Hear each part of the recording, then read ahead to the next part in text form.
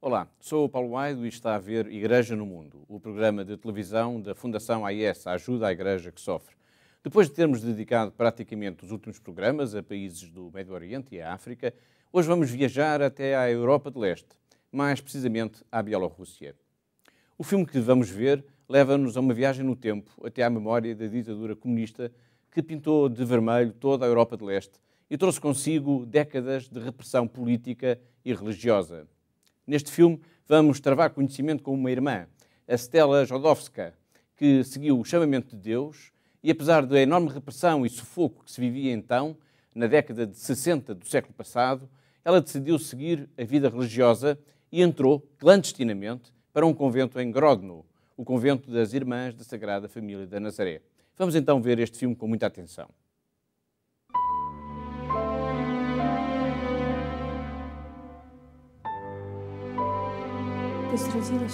Eu nasci com um chamamento para uma vida conventual, mas devido à minha doença, ninguém pensou que eu fosse capaz de ir para um convento. No hospital onde estive internada existia uma capela e eu disse: Deus, gostava de poder permanecer aqui para sempre, servindo-te com este sofrimento, com a minha doença.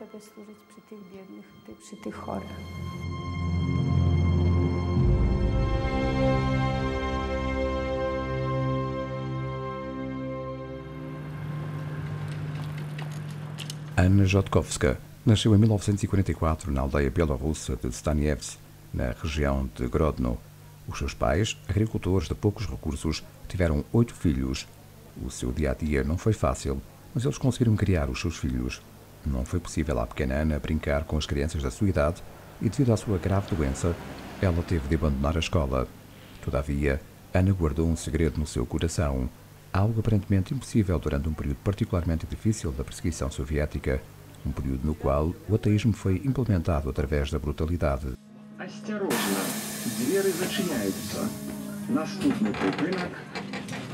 Em segredo para com o mundo, ela deu início a um percurso passível de realizar o seu sonho. Em segredo, em 1966, ela juntou-se a um convento de Grodno, as Irmãs da Sagrada Família de Nazaré. Quase ninguém sabia o seu segredo. Ela era uma freira católica.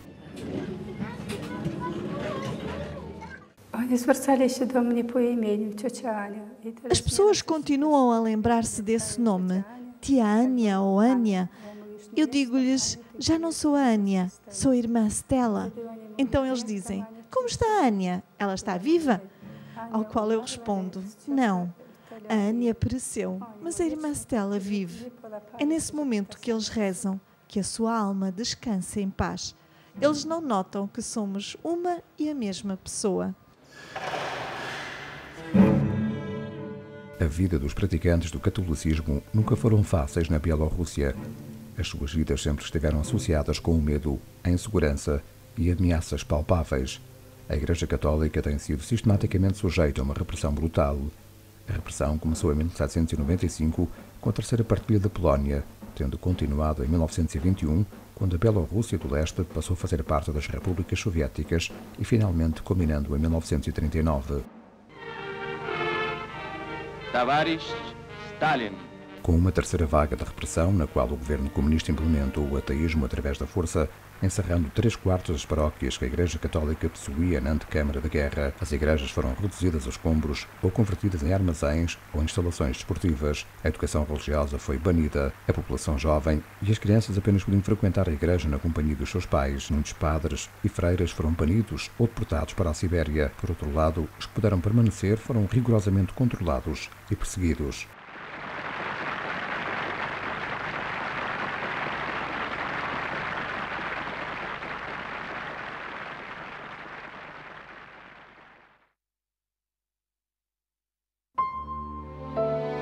Stella, juntamente com outras irmãs de Nazaré, viveu numa das poucas igrejas bielorrussas que permaneceram abertas durante a era soviética. Siostra Stella, pani Ania, to był pewien symbol klasztoru kościoła bernardyńskiego. Do niej zwracano się, bo całymi godzinami ksiądz Infułat spowiadał. Tak wielu było chętnych, że nie dawał rady.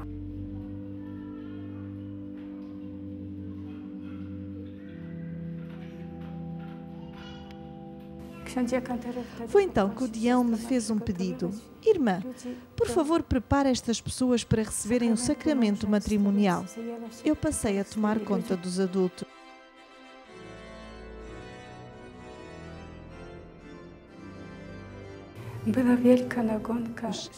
Existia uma campanha significativa para impedir que as pessoas se casassem ou batizassem os seus filhos. Quando os pais batizavam os seus filhos, eles eram alvo de chacota pública. Os seus nomes eram revelados num quadro de avisos, ficando à mercê do escrutínio público. Era por isso que os ajudávamos em segredo.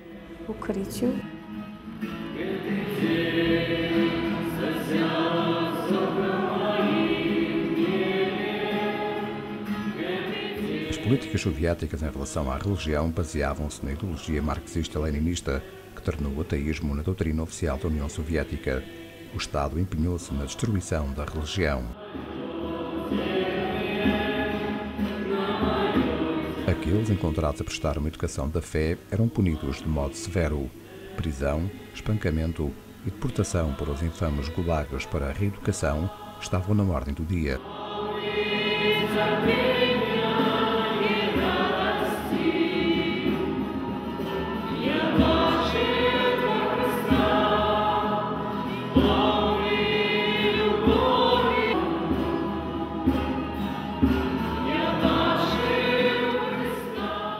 W czasie wakacji zajmowała się dziećmi katechezą.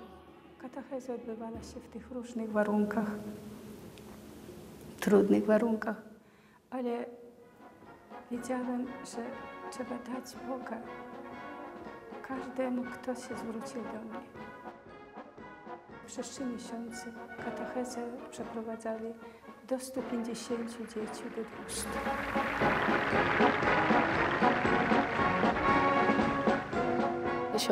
A irmã Ania ensinou o meu filho e a minha filha em segredo. As lições decorriam no coro da igreja, por trás dos órgãos ou na sacristia. Graças à dedicação da irmã, as crianças ficaram prontas a receber a sua primeira comunhão.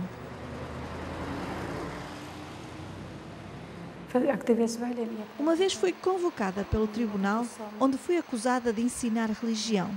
Eu disse-lhes: não sou nem uma professora nem uma catequista. Eles então disseram: fostes acusada por aqueles a quem ensinaste a catequese. Ao que eu respondi: nesse caso, deixem-me ver as testemunhas. Eles não conseguiram nenhuma testemunha.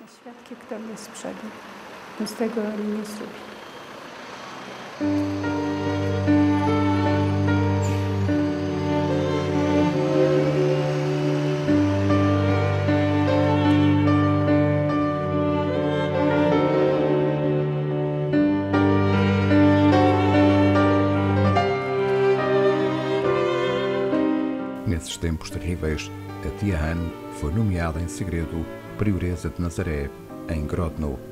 Ela também conseguiu encontrar tempo para realizar o desejo que Deus tinha colocado no seu coração, a quando do despertar da sua vocação, levar Cristo a quem sofre.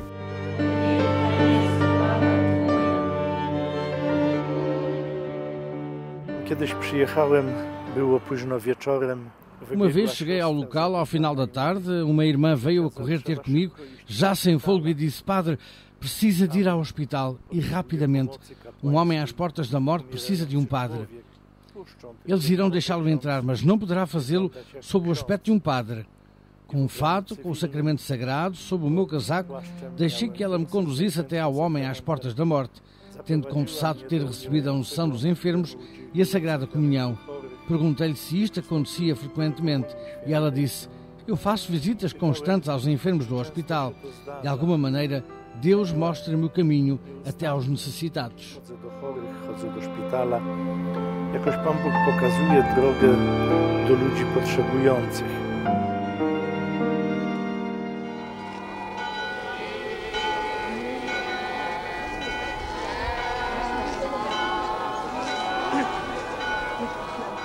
A perseguição da Igreja Católica Bielorrussa durou até o fim dos anos 80 e até à chegada da Perestroika.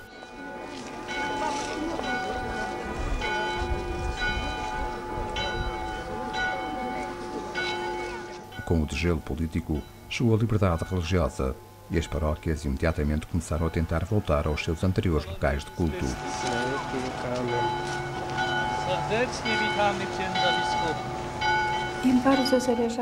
Os comunistas estavam ansiosos por manter esta igreja, mas as pessoas começaram a juntar-se a mim nas minhas visitas ao oficial do Ministério Religioso para pedir permissão para regressar à nossa igreja.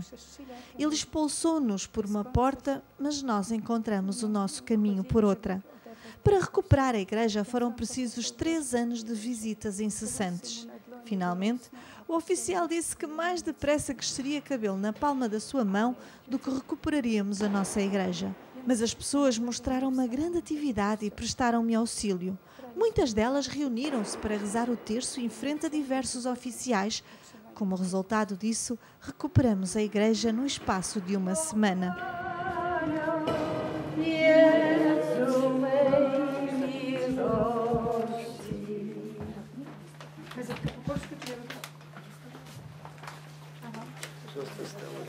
A irmã Stella continua a servir na Bielorrússia até o dia de hoje. No tempo do comunismo, a sua missão junto dos que sofrem foi desempenhada às escondidas. Hoje em dia, ela pode dedicar-se à sua causa abertamente.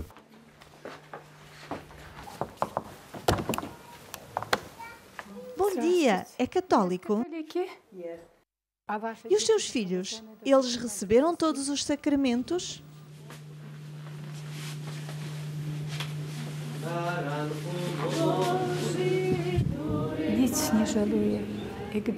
Não me arrependo de nada. E se tivesse de voltar a fazê-lo, eu falo-ia de novo. Não me arrependo de nada do que fiz pelas pessoas, pela igreja, por Nazaré. Esta é a minha maior alegria. Deus encontrou uma finalidade para mim, uma insignificante criatura. Não teria conseguido fazer nada sem a ajuda de Deus, absolutamente nada.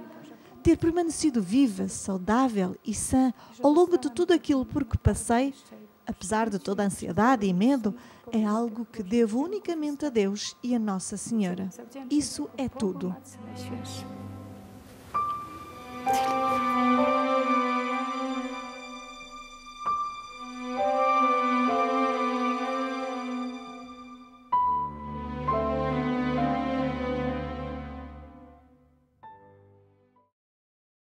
Olá de novo. Se só agora nos está a sintonizar, deixe ficar por aí. Está a ver Igreja no Mundo, o programa de televisão da Fundação AIS. Eu sou o Paulo Aido e comigo em estúdio está a Catarina Martins, a diretora da Fundação AIS em Portugal. Olá, Catarina. Olá, Paulo. Hoje vimos um pequeno filme sobre a coragem e a tenacidade de uma irmã da Sagrada Família de Nazaré, na Bielorrússia. Este país fez parte da chamada União Soviética e viveu a experiência de uma terrível ditadura em que as liberdades individuais, incluindo a da prática religiosa, foram sempre sufocadas em nome da doutrina oficial do regime, que era o ateísmo do Estado. Foram anos muito duros que representaram também o início do trabalho da própria Fundação AIS de apoio à Igreja perseguida na Europa de Leste. Aliás, o filme dá-nos conta disso, de como as famílias, por exemplo, queriam se batizar os seus filhos e eram alvo da chacota pública. E os seus nomes eram revelados em placares que eram colocados nas aldeias e nas cidades como forma de denunciar os que professavam a fé na Igreja Católica. É assim, Paulo, é verdade. E este filme dá-nos a conhecer um pouco este período negro da história do regime comunista e mostra um pouco como é que as pessoas viviam neste ambiente, neste regime, em que havia uma repressão religiosa e que o Estado, como já foi dito, tinha como missão, portanto, reprimir e abolir completamente a religião. Também mostra também um pouco o que é que pode acontecer a quem se arriscava, ou que era denunciado, ou que era apanhado, a fazer uma pequena catequese, a dar algum ensinamento, portanto, em que muitas vezes estas pessoas que eram apanhadas nesta situação, muitas vezes eram levadas para os famosos gulagos, os campos de concentração, portanto, os campos de reeducação, campos de trabalho da antiga União Soviética. Por falarmos nos gulags, que a Catarina aqui trouxe à memória, e estamos a falar da Bielorrússia, é importante recordarmos aqui a figura do cardeal Sviatek, é um nome difícil de pronunciar, que faleceu em 2011, já tinha 96 anos, mas que conheceu na pele, como poucos, a dura realidade da perseguição religiosa da vida nos campos de concentração na Sibéria. Sim, Paulo, este cardeal, o cardeal Sviatek, que foi uma figura muito importante pelo testemunho que deu e pela coragem que teve ao longo do tempo. Eu vou até ler uma frase que o Papa Bento XVI falou, portanto, na altura do seu falecimento, portanto, em julho de 2011, e que quis dar a conhecer ao mundo o trabalho deste cardeal que viveu neste país com esta repressão e que viveu tantas dificuldades. O Papa Bento XVI escreveu então: o seu valente testemunho dado por Cristo e pela sua Igreja em tempos particularmente difíceis, assim como o entusiasmo mostrado posteriormente ao contribuir para o caminho do renascimento espiritual deste país. É um exemplo. Aliás, a Fundação AIS conhece bem a história deste cardeal Sviatek, porque a Fundação AIS apoiou, trabalhou muito, né, com a igreja clandestina na antiga União Soviética, e este cardeal conheceu desde muito cedo os rigores da repressão política, não foi? Sim, infelizmente foi. Teve uma vida muito difícil, portanto foram 96 anos de vida, mas em que muitos deles foram de uma tremenda dificuldade. E para dar a conhecer um pouco este homem, foi apenas com 3 anos deportado para a Sibéria com toda a família. Portanto, viveu no rigor da Sibéria. Foi ordenado depois, em 1939, como sacerdote. 2 anos depois foi logo preso pelas autoridades comunistas da altura. Entretanto, apareceu a Segunda Guerra Mundial e isso fez com que ele fosse libertado destes campos de trabalho. Entretanto, foi novamente preso e teve mais 10 anos condenado a trabalhos forçados nestes gulag. E, portanto, viveu, e esteve nos campos da Sibéria. Nós ouvimos muitas vezes, e há vários livros, histórias contados destes campos de trabalho. Portanto, foram anos de muita dureza. Campos onde normalmente não saía de lá vivo, não é? Em que são poucas as pessoas que conseguiam sobreviver a estes campos de trabalho, dado o rigor, do frio, da fome, dos trabalhos forçados que eram vividos. Mas este padre, este cardeal, esteve de facto 10 anos, acabou por ser libertado e, portanto, no final da sua pena voltou novamente à sua terra, onde esteve a trabalhar junto da comunidade e, portanto, teve este trabalho todo. Portanto, é um testemunho vivo do que foi viver nestes campos de trabalho e de repressão do período comunista. A queda do regime soviético, que estamos aqui a falar, que ocorreu em 1989, foi como que uma lufada de ar fresco, devolvendo às populações a possibilidade de professarem a sua fé em liberdade. Hoje, quais são as maiores dificuldades, porque passam cerca de 14% dos católicos na Bielorrússia? As maiores dificuldades, e isso vamos nos apercebendo dos projetos todos que nos vão chegando à AIS, tem a ver com a mobilidade, dada ser uma região vastíssima, com muitos quilómetros de distância entre as várias comunidades. Portanto, é um projeto em que os padres, as irmãs, que nos pedem com muita frequência, portanto, formas de se movimentarem para estarem junto às comunidades, e também a reconstrução das igrejas, porque na altura do período comunista, portanto, muitas das igrejas, ou a maioria das igrejas foi confiscada.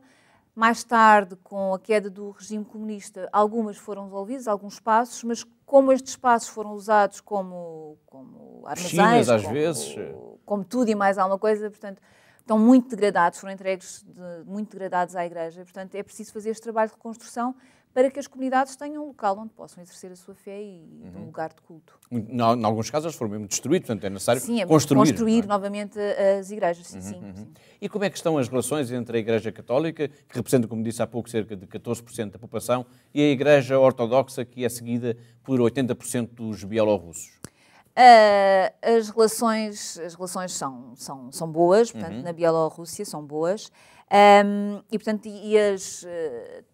tanto os ortodoxos como os cristãos, os católicos, frequentemente juntam-se e portanto, fazem um trabalho conjunto junto da comunidade. Portanto, é uma relação boa. Isso faz-me lembrar aqui as palavras do saudoso Papa João Paulo II, quando comparou as igrejas da Europa Ocidental e Oriental aos pulmões esquerdo e direito, dizendo que a Europa deve voltar a respirar com 2 pulmões. E isso faz-nos também recordar e o trabalho que o padre Venente Frido, o nosso fundador, esteve no início. Portanto, este período da história, com a divisão do mundo em 2 partes, do regime comunista e o mundo ocidental, foi o início do trabalho da AIS. Portanto, o trabalho do padre Venente Frido era apoiar esta igreja silenciosa, esta igreja clandestina que vivia para lá da cortina de ferro, E, portanto, isto faz-nos lembrar muito o trabalho também do início da AIS e estes projetos de apoio agora, depois da queda do regime comunista. Portanto, estes projetos todos, estes pedidos todos que nos chegam também são muito importantes para nós porque faz-nos perceber a importância que o trabalho do Padre Berenfried teve no início, portanto, de manter viva a fé nestes países, com as suas ajudas, e a importância agora que também é necessário do nosso apoio para fazer o renascimento e para rejuvenescer novamente esta Igreja de Leste que necessita do nosso apoio, continua a necessitar do nosso apoio. E já agora também a ligação, a importância da Fátima. A Fátima em que foi aqui pronunciado, digamos, que o regime de leste haveria de cair se nós acreditássemos e rezássemos por isso. Muito bem, nós estamos quase a chegar ao fim de mais um programa, mas antes quero deixar aqui uma nota sobre a Bielorrússia nos dias de hoje. Apesar de ter sido restabelecida a liberdade de culto, este país continua um pouco na órbita da Rússia e não vive no melhor dos mundos. Diversas ONGs, a oposição e observadores internacionais são unânimes a condenar a sistemática manipulação das eleições que tem perpetuado Lukashenko no poder há quase 2 décadas. Aliás, ele é conhecido como o último ditador da Europa, isto para se perceber também algum rigor e alguma dificuldade porque passam as questões neste país. Segundo alguns observadores da Organização para a Segurança e Cooperação na Europa, não há eleições democráticas na Bielorrússia desde meados da década de 90. Mas, enfim, depois deste pequeno à parte, que significa apenas que este país, a Bielorrússia, ainda tem muito caminho a percorrer para uma verdadeira democracia, eu peço-te, Catarina, talvez uma última palavra para os nossos telespectadores. A minha última palavra, não sendo a mais importante, é agradecer o apoio todo dado ao longo do ano que acabou, 2013, e também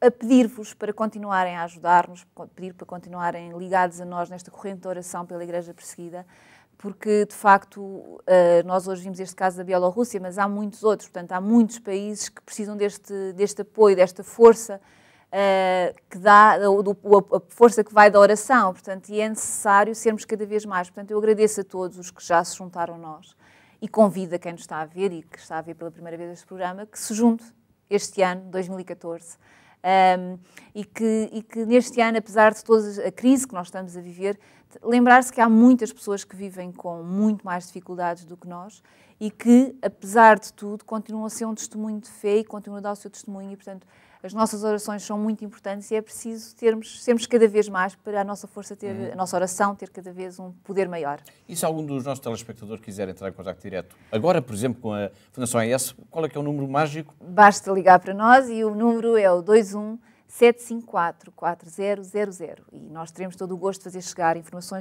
mais informações sobre este país ou outro que tenham curiosidade de saber e queiram saber mais informações sobre a Igreja perseguida. Muito bem, obrigado, Catarina. Caros telespectadores, com este veemente apelo, e é preciso nunca esquecer que há no mundo, neste momento, uma Igreja que sofre porque é perseguida, uma Igreja que sofre porque é pobre e que precisa de ajuda. E que nos pede ajuda a si. Vamos chegar ao fim, então, de mais uma edição de Igreja no Mundo. Até ao próximo programa, se Deus quiser.